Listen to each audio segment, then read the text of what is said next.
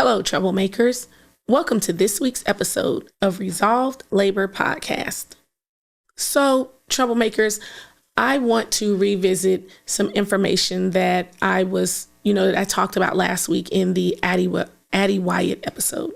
So I talked about how she was a founding member and also a member of Coalition of Labor Union Women and Coalition of Black Trade Unionists. So both of these organizations are still very, very active, and I would be remiss if I did not recommend to all of the troublemakers within the sound of my voice to definitely reach out. If there's a local chapter in your area, that you should reach out and become a member. It's a very minimal fee to join either of these organizations. You do not have to be a woman to be a part of CLUE. You do not have to be Black to support Coalition of Black Trade Unionists. These very important organizations are going to be good for you. It's going to be good for your locals. It's good for networking and for you to be involved, in the workers' right movements in solidarity with other unions. So that is my shameless plug about Coalition of Black Trade Unionists and Coalition of Labor Union Women. Hopefully I'll see you guys at some of the meetings and conventions that they have. So this week we are going to learn and hear the story of Mary Mother Jones Harris. So one of the first things that while doing my research that I learned is that we don't have an exact birth date for Mary Harris. All we know is that she was born in 1837 in Cork, Ireland. Now, we do know that she was baptized in August of that year, but that doesn't make that her official birthday. So I can't do any shout outs of the zodiac signs, in her honor. But she did adopt May 1st, because that's officially the International Labor Day, I'm assuming. She did adopt May 1st, 1837 as her official birthday. So like I said before, she was born in Cork, Ireland to Mary and Robert Harris. She was the oldest child, and she had two brothers, Richard and William, and two sisters, Catherine and Ellen. Now, the Harris family, they lived on rented land, and her parents worked as what was called tenant farmers for the landlord. So a tenant farmer would live on the land in exchange for working for the landlord. So they would work the land in exchange for living there, and sometimes they would get a small, stipend or, salary for doing it. But these landlords, with them living on that property and working that property, the tenant farmer was usually at a disadvantage, because if the landlord got pissed off, or they thought the tenant farmer was asking for it too much, then they could just kick them off and evict them at any time. So the catch is the farmers couldn't make a living doing this because they had to pay rent to the landlord. And so, like I said before, if they couldn't afford the rent, then they get kicked off the land and out of their home. In the 1830s, a group of these farmers, they led a protest against the landlords, and they went around and, they burned and vandalized a bunch of property. The government sent in British troops to break up this protest. Mary's grandfather was hanged for resisting the troops. Her father managed to escape, and he probably would have got hung too if they would have caught him, but they didn't. He managed to escape and get to America. In 1838, he had earned enough money, and he and the family settled in Toronto, Canada. Her brothers eventually left school to work for the railroad, but Mary went on to high school where she excelled in speech and debate. So she went to what was called Toronto Normal School for college. Toronto Normal School was a teacher's college that was tuition free. They even gave a stipend of $1 per week to every student for every semester that they completed. So back in these days, that was pretty good money. I guess they were balling. Mary didn't finish college, but she had enough credits to qualify for a teaching job at a convent in Monroe, Michigan at the age of 23. She was paid $8 a month for this position, but Mary didn't care for teaching. She described the school as, this is ghetto. She said, this is miserable. And she preferred sewing to bossing little children around. So she moved to Chicago to try her hand at dressmaking. But dressmaking, that wasn't really her jam either. So in 1861, she packed her stuff and moved to Memphis because she heard that there were better teaching jobs down there. It wasn't long after Mary touched down that she met George E. Jones.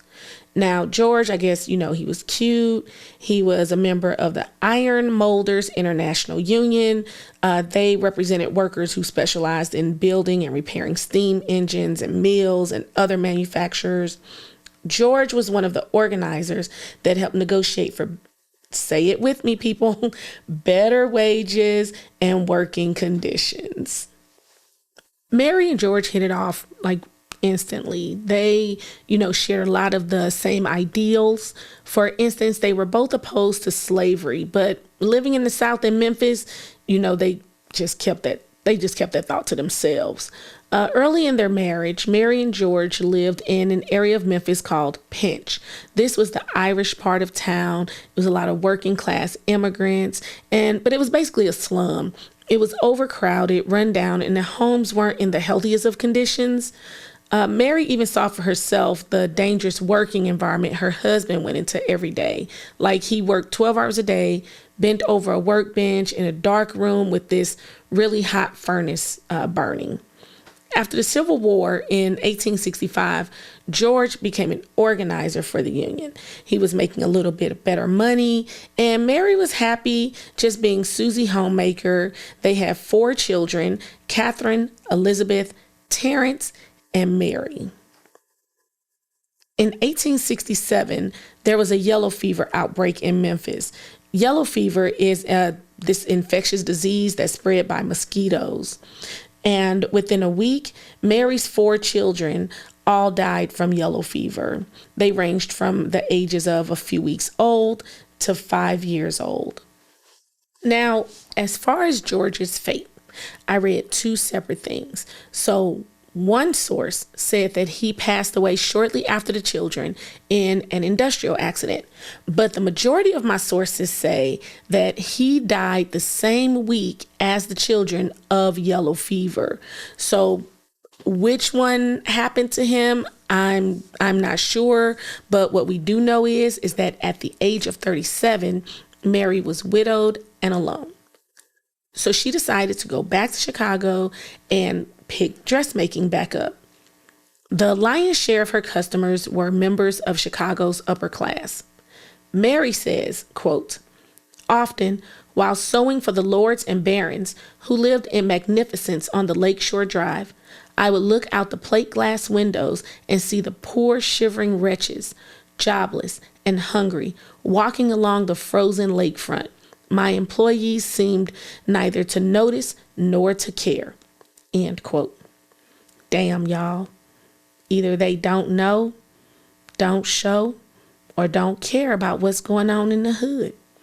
That's a direct quote from Deacon Doughboy from Boys in the Hood for the troublemakers that don't get the reference. Fun fact, I love speaking in song lyrics and movie quotes. So join me, please. Mary was really successful at dressmaking, but just 4 years into this business, a disaster struck. Mary again, in 1871, there was a large fire in the city of Chicago that destroyed 1/6 of the city, including Mary's business. So we're going to put a pin in this because I just got to tell y'all about this fire, okay? So in 1837, Catherine O'Leary and her husband Patrick and their 3 children, they lived in Chicago. They ran a well-known juke joint and gambling hall. Now, on October 8th, 1871, a fire started in the O'Leary barn that spread to a nearby shed. And due to a drought that summer and the fact that the city used wood as the predominant building material for structures, like this was a perfect storm for this fire to catch fast. And on top of that, all the city sidewalks and roads were also made of wood. at this time. So this was just a recipe for disaster once this first fire started. And since the fire started at the O'Leary Farm, all kinds of rumors came out after, everything was settled. The most famous rumor is that a cow knocked over a lantern, which caused the fire. Now, some reporter put this out there. Like soon, all kinds of cartoons and caricatures started being published showing Miss O'Leary next to a cow. Now, the reporter eventually admitted that he made the story up, but Catherine had already become a meme. In 1896, a song was released about Catherine and the cow called "There'll Be a Hot Time in the Old Town Tonight." That's a mouthful. In 1997, an amateur historian named Richard Bales got enough evidence to convince the Chicago City Council to exonerate Catherine. I don't know what kind of research he did. I don't know where he found all this stuff. I don't know if he found like witness statements or what, but he basically went to the Chicago City Council and he was like, free my girl Catherine, y'all. She ain't got shit to do with this. And it worked because they exonerated her. But back to Mary. After the shop burned down, Mary just kind of lived her life in obscurity for the next 25 years. Now, we don't know how it happened, but we do know that she ran upon a meeting at a church of the Knights of Labor. Now, they were a union that were formed by garment workers in Philadelphia. And listening to them speak about, you guessed it, troublemakers, say it with me, better pay and better working conditions. This, resonated with Mary, being the wife of a union man and with her grandfather's history of standing up for workers' rights and her father's, like this really lit a fire within her, being the wife of an organizer and everything. Like she connected with these men immediately. So Mary was about 60 years old when she first hooked up with the Knights of Labor.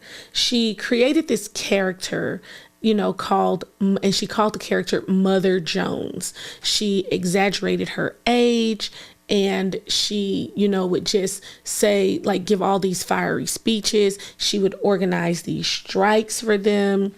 And, like a lot of women back then, they didn't, make their opinions known a lot. So she was kind of an anomaly. And people, across between her being her age and being a woman, people were like, man, like this is really different. She got a lot of attention. Like we all have that elderly person in their family who just says whatever they want and nobody ever does anything about it because their attitude is just, fuck it, I'm old. Who gonna beat my ass? And we're just all like, yeah, you right. I mean, ain't nobody gonna get in your face about it because you're old and, you're old. So by 1900, no one called her Mary anymore. They just called her Mother. While most women in this time, well, they led quiet lives as homemakers. They definitely didn't go around making fiery speeches on the picket line. The role of mother held a deep meaning with Mary. She truly believed that justice for working people depended on strong families, and strong families required decent working conditions. So this was at the heart of, a lot of her speeches, like strikes and, how people worked.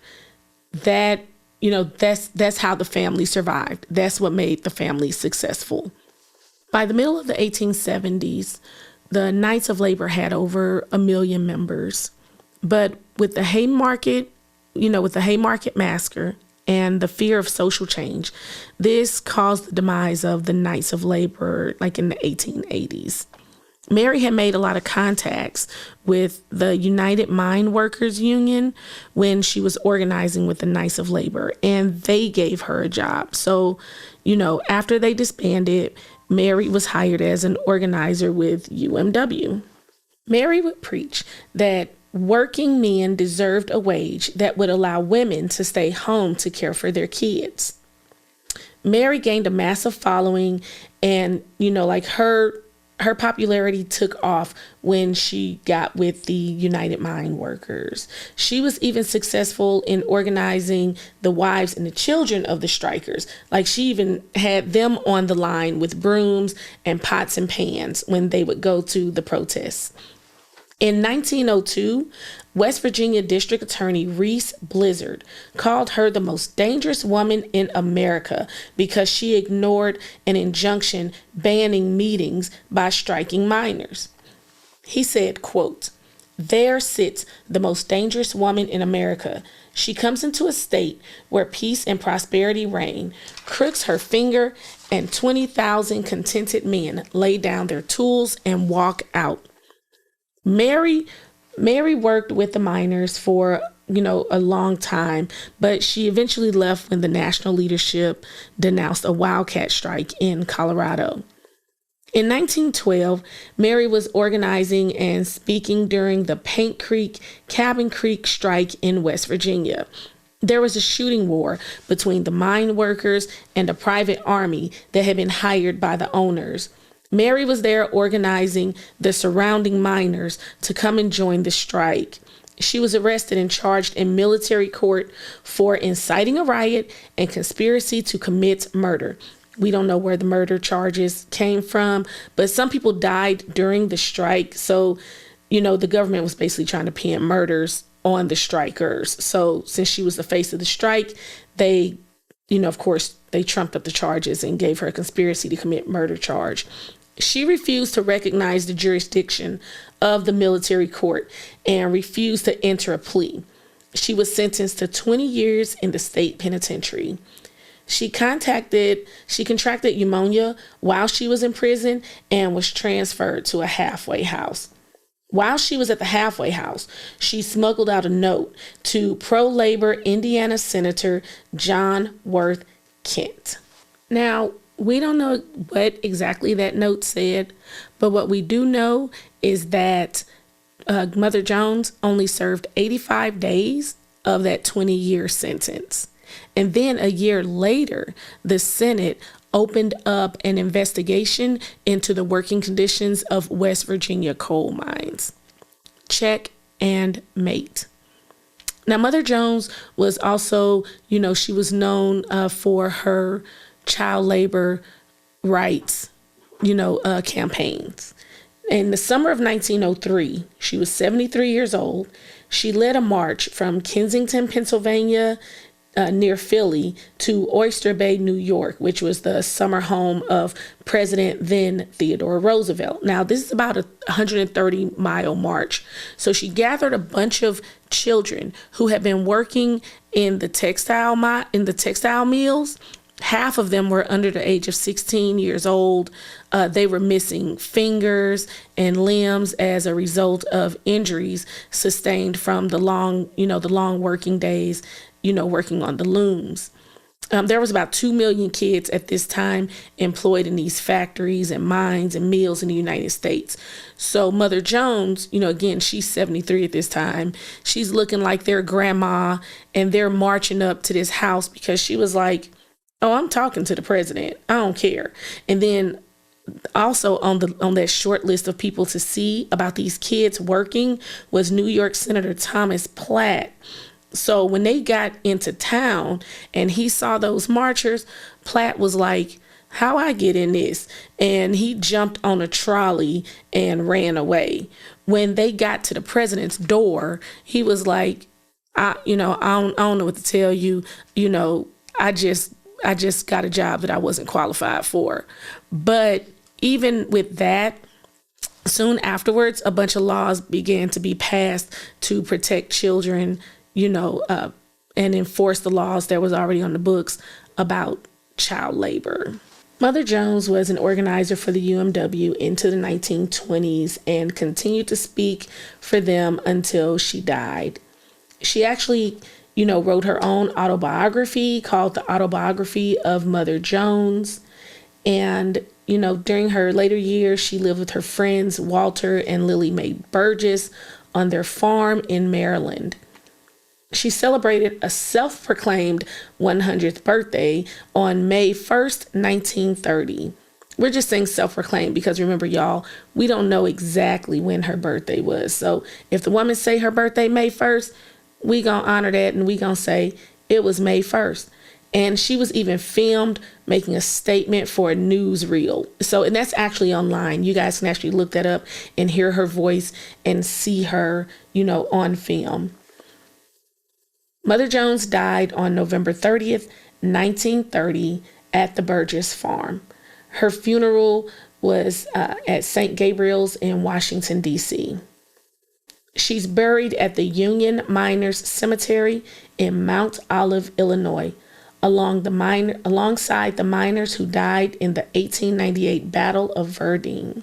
October 11th, 1936 is also known as Miners' Day. But in Mount Olive, Illinois, it is also known as Mother Jones's Day. This is where she is buried. There is also a museum that you can go and visit. And there's even a festival. To this day, they have a festival in Cork, Ireland, that consists of talks, lectures, walks, documentaries, songs, music, and discussions all about Mother Jones. It's called the Spirit of Mother Jones Festival. Well, troublemakers, that is my small contribution to the history of Mother Jones. I really enjoyed doing this, this particular episode because she's such a large figure in the labor movement. My hope is that anyone who is within the sound of my voice learned something that maybe they didn't know before, because there's just so much information out there about her. But I just really wanted to put my own spin to this story, and I really hope you guys enjoyed it. As always, I end all of my shows giving flowers to those that are currently in the labor movement. I guess Mr. Harold Phillips figured out that, hey, if somebody doesn't write in, this girl is just going to keep talking about all her friends, which in the labor movement, I could go on and on. So let's give a shout out to Harold, who is my very first write-in, who is going to give flowers to someone. Harold is a SAG-AFTRA and Actors Equity member who hosts the Working to Live in Southwest Washington podcast. His grandfather was actually one of the founding members of the Operating Engineers Union in the 1930s. Harold writes, I'm giving flowers this week to Washington State Nurses Association member Dee Dee Gray in Vancouver, Washington. She's a labor powerhouse in more ways than one. She's a labor and delivery nurse at Peace Health Southwest Medical Center, and she's also co-chair of her local's bargaining committee at the hospital and the vice president of the Southwest Washington Central Labor Council. Dee Dee is always there for working people in Southwest Washington, giving them her very limited time and constantly striving to make life better for everyone in the region. Shout out to Dee Dee Gray. Thanks, girl. Keep killing it. Keep doing that work. And thank you, Harold, for being my first write-in. And if you troublemakers want to give flowers to anyone in your local or anyone in your community that's involved in the workers' right movement, again, don't wait till they're gone. Don't wait till they're collecting their pension to give them their flowers. Give them their flowers now. Write to us at resolvedlaborpod@gmail.com. I would be honored to read your letter on a future episode. As always, peace and solidarity. This week's episode of Resolved Labor Podcast is produced by The Create Place Studio. You can find them on all social media platforms at The Create Place STL. We Won is performed by Joe Jinks and written by John O'Connor. This has been Resolved Labor Podcast. As always, peace and solidarity. Everybody come and join in the union. Begin, begin, begin.